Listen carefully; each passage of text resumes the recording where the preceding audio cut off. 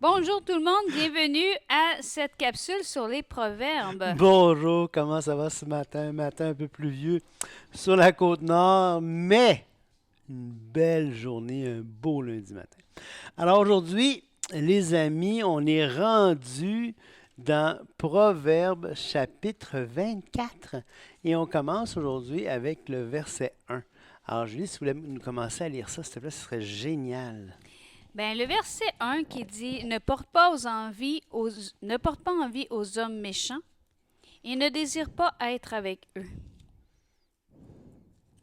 car leur cœur médite la ruine et leurs lèvres parlent d'iniquité.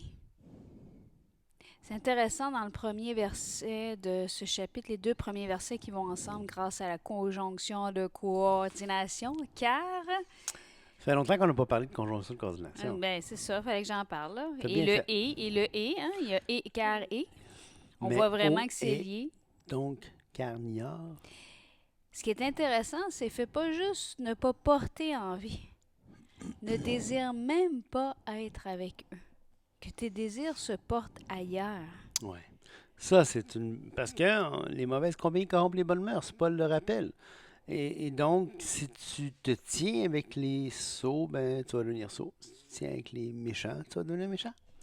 C'est par la sagesse qu'une maison s'élève, par l'intelligence qu'elle s'affermit.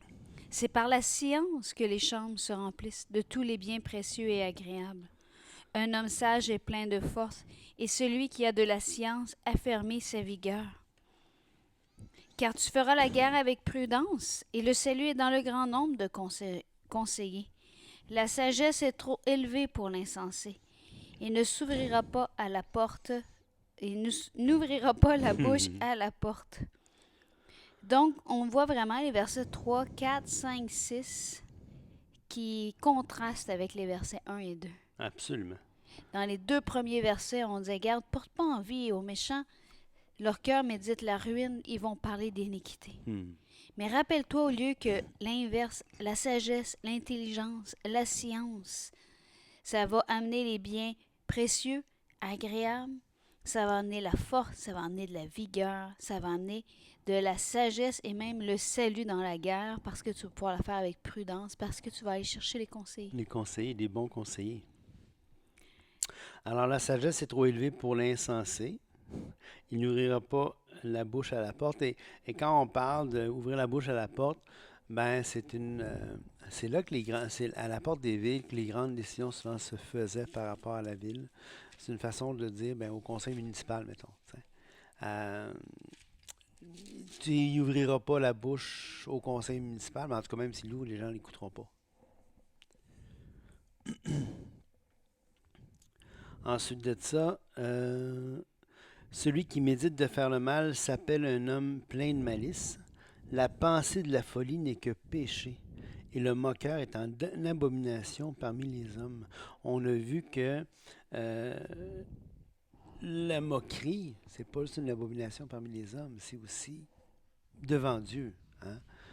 Le moqueur, celui qui se moque, c'est pas quelque chose que Dieu prise. Du tout, du tout, du tout. Non, ça fait partie des choses qu'il a en abomination. Mm.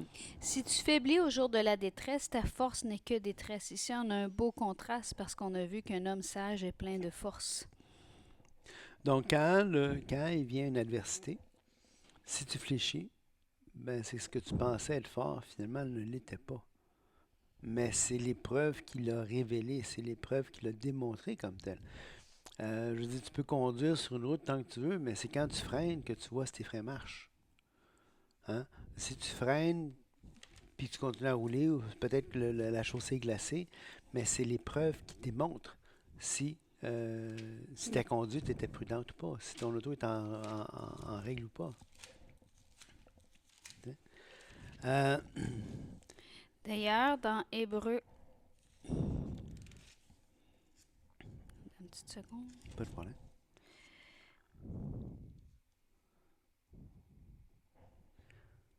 C'est-tu par rapport au verset-là? Ouais, mais finalement, c'est pas le verset que je pensais. Fait OK. que, on peut continuer. Délivre ceux qu'on traîne à la mort, ceux qu'on va égorger, sauve-les. Si tu dis, ah, nous ne le savions pas, celui qui pèse les cœurs ne le voit-il pas, celui qui veille sur ton âme ne le connaît-il pas, ne te rendra-t-il pas à chacun selon ses œuvres? Alors, tu sais, t'as beau t'excuser devant les êtres humains. Ultimement, c'est pas devant les êtres humains que tu vas passer en jugement, c'est devant Dieu. Lui, il pèse les cœurs. Lui, il peut savoir si l'excuse était valable ou non. Mm. Paul va dire, j'ai obtenu miséricorde parce que j'ai agi dans l'ignorance. Hein? Euh, Mhm. Jésus sur la croix va dire, Père, pardonne-les parce qu'ils ne savent pas ce qu'ils font. Fait qu'il y a une ignorance légitime. Mais en même temps, celui qui pèse les cœurs, lui, il voit, il sait, il est capable de mesurer les choses comme telles. Mon fils mange du miel car il est bon, un rayon de miel sera doux à ton palais. De même, connais la sagesse pour ton âme. Si tu la trouves, il est un avenir et ton espérance ne sera pas anéantie. Je dois revenir au verset que tu viens de lire, là, qui dit « Celui qui pèse les cœurs ne Oui, le voit-il pas? Celui qui veille sur ton âme ne le connaît-il pas? Il ne rendra-t-il pas à chacun selon ses œuvres? » Il y a un verset qui est assez intense dans 1 Jean. Dans 1 Jean, Jean est reconnu comme l'apôtre de l'amour. Et il y a tout un chapitre complet, si je ne me trompe pas, c'est pas mal tout le chapitre qui parle de l'amour. mhm, Et dans le premier verset, c'est dit, voyez quel amour le Père nous a témoigné pour que nous soyons appelés enfants de Dieu. Et nous le sommes. Si le monde ne nous connaît pas, c'est qu'il ne l'a pas connu. Et là, ça continue, puis on arrive au verset 14, au verset 13. Ne vous étonnez pas, frères, si le monde vous hait. Nous savons que nous sommes passés de la mort à la vie parce que nous aimons les frères. Celui qui n'aime pas demeure dans la mort. Quiconque est son frère est un meurtrier, et vous savez qu'aucun meurtrier n'a la vie éternelle demeurant en lui. hmm. C'est assez puissant Ouais, comme passage. ouais. Nous avons connu l'amour en ce qu'il a donné sa vie pour nous. Nous aussi, nous devons donner notre vie pour les frères. Si quelqu'un possède les biens du monde et que voyant son frère dans le besoin lui ferme ses entrailles, comment l'amour de Dieu habite-t-il en lui? Fait que si on voit le verset 10 qui dit ta force n'est que détresse, ben est-ce que c'est un peu. Et qu'après, le verset dit ben délivre ceux sauve les gens autour de toi qui ont besoin, aime-la. Hmm. Si tu fais comme si tu ne le savais pas, ben, rappelle-toi que Dieu voit tout. T'sais. Ouais, c'est ça, exactement. Mon fils mange du miel car il est bon, un rayon de miel sera doux à ton palais. De même, connais la sagesse pour ton âme. Si tu la trouves, il est un avenir et ton espérance ne sera pas anéantie. Donc, les deux distiques ici, tu as un beau parallélisme entre le miel et la sagesse. Le miel, c'est souvent quelque chose qui était désiré. Hein. Évidemment, c'était une source de sucre. Tu pouvais sucrer les choses, c'était doux, tu mettais ça, tu pouvais faire euh, ton levain. En tout cas, tu pouvais utiliser ça de plusieurs manières. Et donc, le miel avait une importance capitale, souvent, en termes Probablement les propriétés antibactériennes aussi. étaient Mais oui. tellement. Puis ça se conservait tellement longtemps, puis tout ça. Ce qui fait que c'était vraiment considéré comme un aliment prisé. Et là, il dit, donc, mon fils mange du miel car il est bon. Et il fait la comparaison avec la sagesse. Il dit, la sagesse est aussi douce que peut être le miel. Mhm. T'sais. Un rayon de miel sera doux à ton palais. Si tu la trouves, il est un avenir et ton espérance ne sera pas anéantie. Ça va être doux. T'sais. Donc, il y a un beau parallèle qui est fait avec le miel, la douceur du miel, la douceur de la sagesse. Et c'est intéressant parce qu'on avait cette idée-là d'avenir et d'espérance dans le Proverbe 23. Et si on lit l'ordre du Proverbe 23, je sais qu'on retourne en arrière, mais 17 et 18, ça disait que ton cœur n'envie point les pécheurs, mais qu'il ait toujours la crainte de l'Éternel, car il est un avenir et ton espérance ne sera pas anéantie. Hmm. Et là, il est écrit, si tu la trouves, il est un avenir et ton espérance ne sera pas anéantie, ne tend pas méchamment des embûches à la demeure du juste et ne dévaste pas le lieu où il repose. C'est un peu comme si le verset est pris à l'inverse. Oui. Comme si dans le premier passage, on disait, garde, envie pas les pécheurs, là, est la crainte de l'Éternel. Hmm. Puis la crainte de l'Éternel est un avenir. Puis ici, on voit la sagesse est un avenir. Donc, quand on dit que le commencement de la sagesse, c'est la crainte de l'Éternel, ici, le parallèle entre ces deux quatrains, Ouais. Il nous permet de bien voir que directement, quand on parle de sagesse, on parle d'un avenir et d'espérance qui va durer. Et quand on parle de crainte éternelle, on parle d'un avenir et d'une espérance qui va durer. C'est vraiment comme si les deux étaient exactement la même Ouais, chose. c'est ça, effectivement. Oui, absolument. Non, non, c'est. Fait qu'on peut encore voir la pertinence du livre des Proverbes, tu sais, pour notre vie aujourd'hui. Hein. 7 fois, le juste tombe et il se relève, mais les méchants sont précipités dans le malheur. Je trouve ça rassurant quand même, ce verset-là. Parce qu'on vient de dire que ta force n'est que détresse. Oui, Tu faiblis au jour de la détresse. Puis après ça, ça dit, ben le juste, il peut tomber, mais il va se le relever. ouais, Fait que ça se peut que dans quelque chose, dans un domaine de notre vie, quand l'épreuve arrive, ben on s'écroule. oui, absolument. Puis ça veut pas dire que c'est une finalité en soi. Ça veut dire qu'on se rend compte, oh, mes fondements n'étaient pas assez solides, mon Ouais, ancre n'était pas solide, mon espérance n'était peut-être pas à l'endroit où est-ce qu'il devait être. ouais, alors reviens en arrière, puis refais ce que tu aurais dû faire, tu sais. Bon, t'as manqué de frein, mais retourne en arrière, fais faire ton check-up, fais changer tes freins, fais quelque chose, tu sais. Euh, alors, c'est une chance de rectifier, rectifie, puis solidifie, tu sais. On apprend par nos erreurs. Veux pas. Donc, il faut rectifier ce qu'on peut rectifier, sinon, ben, on doit assumer les conséquences. Mais de toute façon,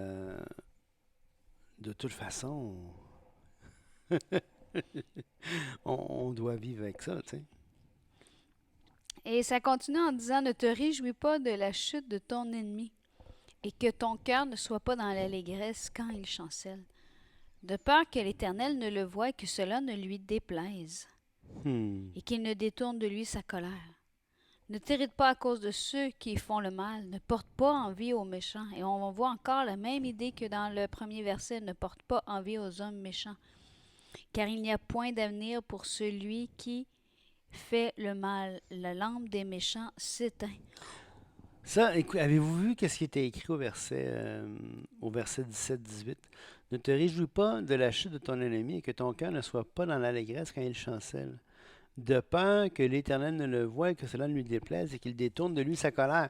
Alors, ce qu'il est en train de dire, il est en train de dire, écoute, si tu te réjouis quand ton ennemi faiblit, peut-être que Dieu va le voir et va dire, attends un instant, là, ça marche pas. Là. Il était peut-être en train de le châtier, mais parce que tu as décidé de te réjouir du châtiment que Dieu donnait à quelqu'un d'autre, il s'en détourne. Tu sais. Euh, il y a même un commentateur qui avait fait le valoir en disant il se détourne vers toi.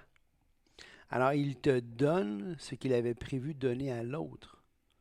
Tu veux pas avoir ça. Hmm. C'est intéressant parce que c'est rare qu'on a une référence dans un livre qu'on a un commentaire ou une référence qui nous mène vers le livre d'Abdias. Puis je me suis dit, tiens, Abdias, on ne tourne pas souvent là. En tout cas, j'ai dit, ça serait peut-être intéressant d'aller voir ce que dit Ben Abdias. oui. Et bon, c'est peut-être pas pour rien qu'on ne tourne pas souvent dans le livre d'Abdias. Parce que si on regarde juste les 3 sections, malédiction d'Édom, cause de la malédiction, et Édom au jour de l'Éternel. Donc, c'est un petit livre d'un seul chapitre, et en plus, seulement 21 versets. Et les causes de la malédiction, écoutez ça, ça peut commencer au verset 10. À cause de ta violence contre ton frère, tu seras couvert de honte et tu seras exterminé pour toujours. Hmm. Le jour où tu te tenais en face de lui, le jour où des étrangers amenaient captive son armée, où des étrangers entraient dans ses portes et jetaient le sort sur Jérusalem, toi aussi tu étais comme l'un d'eux. Hmm. Ne repaie pas ta vue du jour de ton frère, du jour de son malheur. Ne te réjouis pas sur les enfants de Juda au jour de leur ruine, et n'ouvre pas une grande bouche au jour de la détresse. N'entre Hmm. pas dans les portes de mon peuple au jour de sa ruine. Ne repaie pas ta vue de son malheur au jour de sa ruine. Et ne porte pas la main sur ses richesses au jour de sa ruine. Car le jour de l'Éternel est proche, verset 15, pour toutes les nations. Il te sera fait comme tu as fait. Tes œuvres retomberont sur ta tête.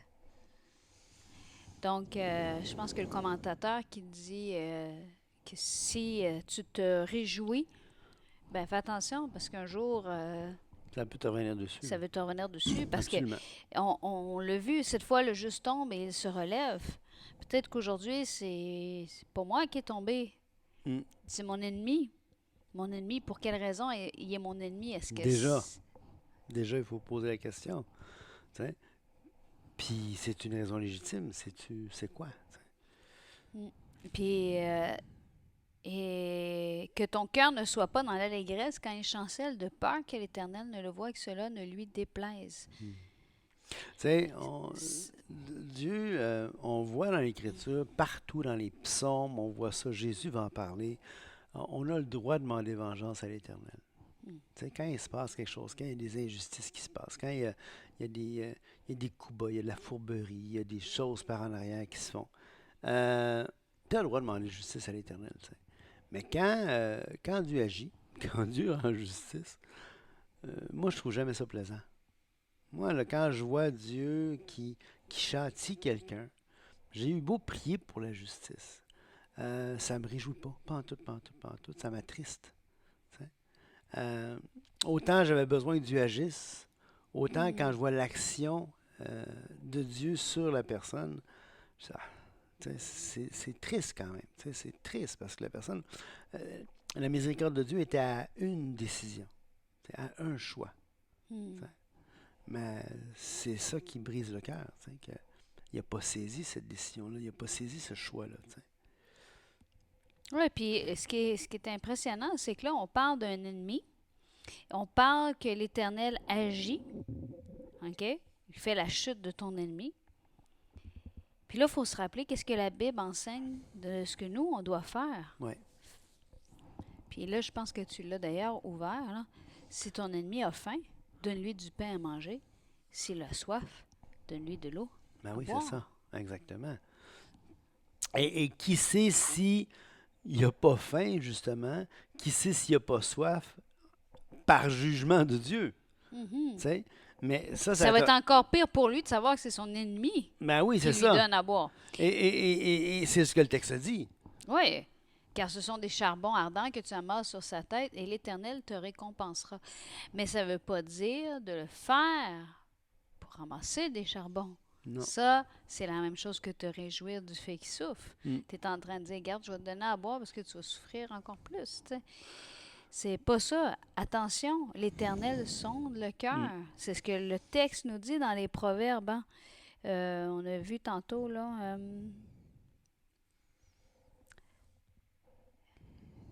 Car. Et que. 12, verset 12. Celui qui pèse le cœur ne le voit-il pas? Celui qui veille sur ton âme ne le connaît-il pas?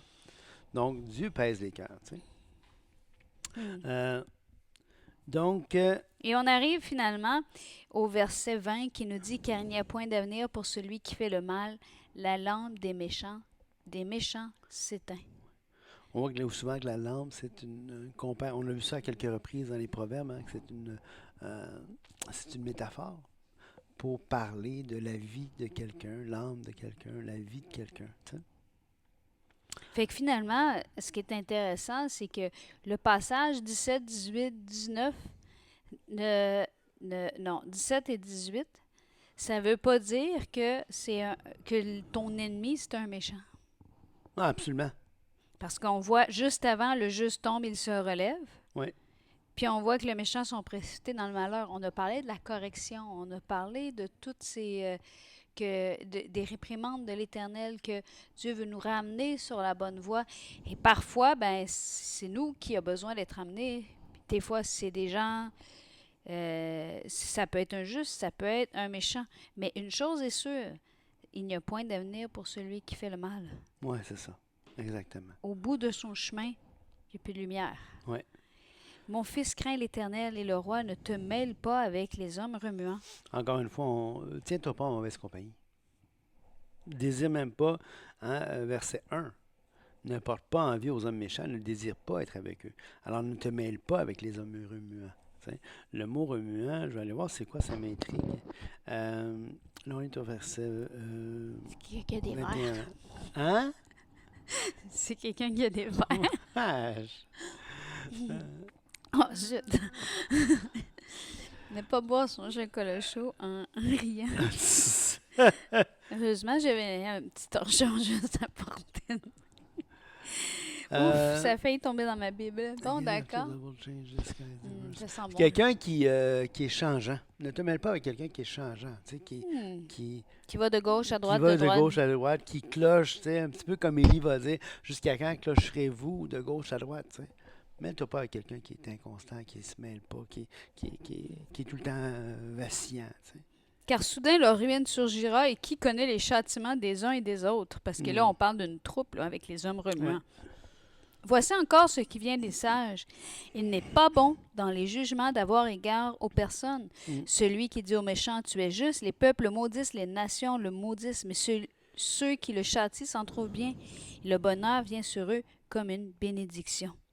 Il baise les lèvres celui qui répond par des paroles justes. Soigne tes affaires au dehors, mets ton C'est champ là qu'on en voit état. que c'est une autre culture. Hein? Baiser des lèvres, celui qui a des paroles justes, regarde. à part ma femme, moi, baiser les lèvres, Ça peut être ça aussi, chérie. il baise Il des lèvres. s'accueillait, Ah, oui, c'est vrai. Celui qui répond par des paroles justes. Soigne tes affaires au dehors, mets ton champ en état, puis tu bâtiras ta maison. J'ai cette image, ce missionnaire qui était allé en Russie, puis qui avait été invité à parler avec des anciens de l'Église russe. Et puis, en Russie, souvent, culturellement, les hommes s'embrassent sur la bouche, tu sais, pour s'accueillir avec un sein baisé. Peut-être pas avec le COVID, là.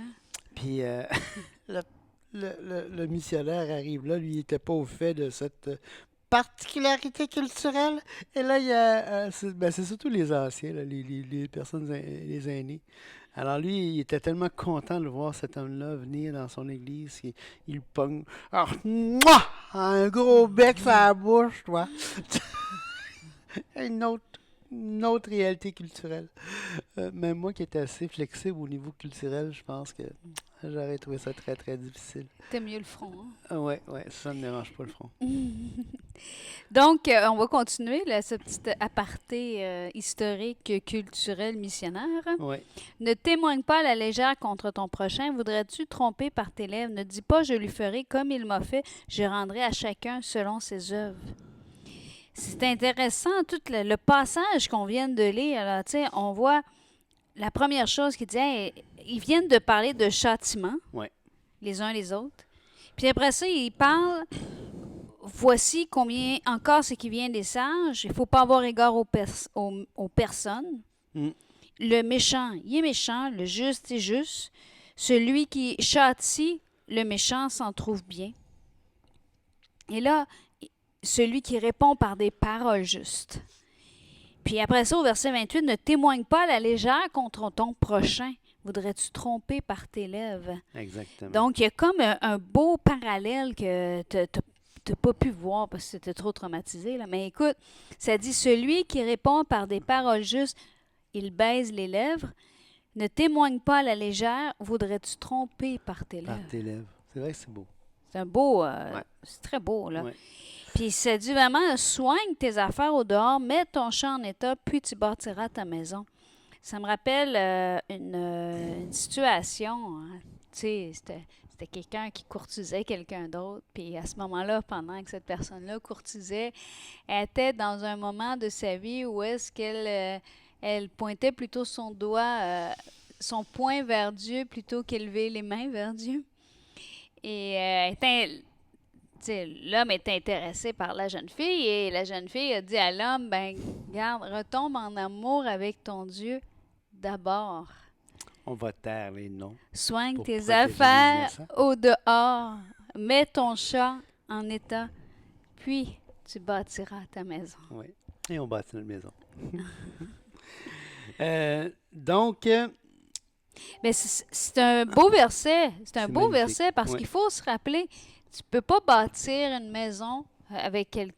Si tu veux bâtir ta maison puis qu'elle soit solide, assure-toi que le parti avec qui tu veux bâtir ta maison ait mis ses affaires en ordre et toi aussi, mets tes affaires en ordre. Mets tes affaires en ordre, exactement. J'ai passé. Ben, ne dis pas, je lui ferai comme il m'a fait, je rendrai à chacun selon ses œuvres. Donc, n'oubliez pas la fameuse loi du talion, là. Tu sais, on dit ça, Œil pour œil. pour œil, dent pour dent. Dans l'Ancien Testament, c'était œil pour œil, dent pour dent. Combien de fois j'ai entendu cette histoire-là? Est-ce que c'est écrit ici que c'est ça? Non, c'est pas écrit, c'est ça. Oui, mais c'est un livre prophétique, chérie. Poétique. Poétique. Hein. Non. Mais c'est parce que c'était une norme judiciaire. C'était pas une question de relation interpersonnelle. Si je mange une claque sur la gueule, je m'en vais pas y en donner une claque sur la gueule. Je m'en vais voir les autorités, puis j'en parle aux autorités qui peuvent, elles, rendre justice légalement. Tu sais. Donc, l'idée, c'est de ne pas se faire justice soi-même, mais d'en s'en remettre aux autorités judiciaires, aux autorités civiles, qui, eux, ont le droit, ont le mandat de le faire. Et ça remet en contexte ce qu'on a lu au verset 20. Au chapitre 20, verset 22, ne dis pas je rendrai le mal, espère en l'Éternel, il te délivrera. Puis tout de suite après, l'Éternel en aura de sortes de poids. Oui, C'est comme de dire non, c'est pas. La justice va s'en la occuper. justice, exactement, exactement. Bon, j'ai passé près du champ d'un paresseux et près de la vigne d'un homme dépourvu de sens, et voici les épines croissaient partout, les ronces en couvraient la surface, et le mur de pierre était écroulé. J'ai regardé attentivement et j'ai tiré instruction de ce que j'ai vu, un peu de sommeil, un peu d'assoupissement, un peu croiser les mains pour dormir, et la pauvreté te surprendra comme un rôdeur, et la disette comme un homme en armes. C'est intéressant. C'est comme si le chapitre 23 terminait avec une histoire pour illustrer quelqu'un qui avait trop bu, l'alcoolisme. Oui. Puis le chapitre 24 termine avec l'histoire de quelqu'un qui était paresseux. Comme pour rappeler en images. Et je vous dis, prenez le temps quand vous lisez le texte de visualiser ces images-là. Oui. OK? Parce que quand il dit, j'ai tiré instruction de ce que j'ai vu. Parce qu'une image, ça reste marqué. Moi, quand j'ai étudié les proverbes à l'adolescence, je le voyais, l'homme couché au milieu de la mer comme un homme sur le sommet d'un... Je le voyais, cette personne-là qui tanguait, Chancel. qui chancelle, puis qui... Et ici aussi, je vois le chant du paresseux, je vois les épines, tu sais, dans tout bon film d'horreur, là, ou les contes. Oui, Les contes, là. les contes Grimm. C'est ça, là, que tu arrives, là, puis que tu dis, il va se passer quelque chose quand je vais toucher la poignée de porte. Ouais, Probablement que c'est la ça. maison va s'écrouler, là, si on suit à la Dans description. un bon film, tu as la musique appropriée. Tu sais, si la Ouais. musique, c'est une musique de clown, ça marche pas, là. Non, Mais non. tu as une musique de hantise. Là, Fait ça que marche. voyez ça, relisez ce passage-là et voyez l'image. Mettez-vous une trame sonore si vous voulez, c'est encore mieux. Parce que les livres poétiques servent aussi à ça. Et là, donc, on vient de finir la deuxième partie des Proverbes, du livre des Proverbes, donc qui commence au chapitre 10 et qui se termine ici avec le chapitre 24. Et là, on va commencer la troisième partie du livre des Proverbes, qui est encore les Proverbes de Salomon. C'est encore les Proverbes de Salomon qui ont été recueillis par les gens d'Ézéchias. Ça va s'échelonner du verset 25, du chapitre 25 au chapitre 29. Et donc, on tombe dans une autre partie du livre qu'on va commencer demain. Et donc, 25, 26, 27, 28, 29, 5 chapitres, plus 2. Et donc, dans 7 jours, normalement, toutes choses étant égales par ailleurs, Disons qu'on se donne 2 semaines. on se donne 2 semaines, on se donne 14 jours pour finir les 7 chapitres qui restent. On en fait 10 jours, chérie. Hein? On fait 10 par jour. 10. On en fait 5 par semaine. 5 par ça semaine, fait 10. 10. D'accord. Donc, il nous reste 9 9 maximum. max, ouais. Si on veut faire un chiffre à la dizaine, il faudrait le finir en 8 parce qu'on a fait un extra samedi. Fait que si Oui. vous avez manqué notre épisode de samedi, on vous invite à l'écouter. Oui, effectivement. On s'est trompé sur le calendrier, fait qu'on s'est dit tant qu'à faire, faisons-le. Ben oui, on s'est retrouvés devant la caméra samedi matin, prêt à filmer. Et là, de dire, on n'est pas samedi aujourd'hui. On Mais était c'est correct, samedi. on s'est dit que c'était une bonne nouvelle. Ça veut dire que ça fait assez longtemps qu'on fait. Donc, on reprend parce que nos dernières phrases, il n'y avait plus de son. Plus de son.